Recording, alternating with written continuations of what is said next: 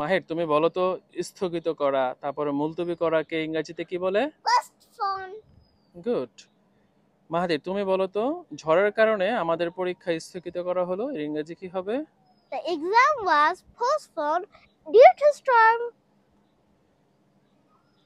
আমাদের ভ্রমণটা পেছানো হয়েছে, এর ইংরেজি কি হবে?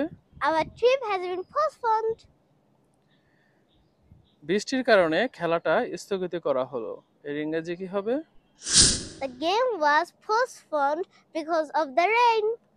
তাদের বিয়েটা পেছানো হয়েছে, এর ইংরেজি কি হবে? They postponed the wedding.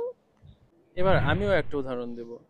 আদালত চূড়ান্ত রায় স্থগিত করলো, এর ইংরেজি হবে the court postponed the final judgment.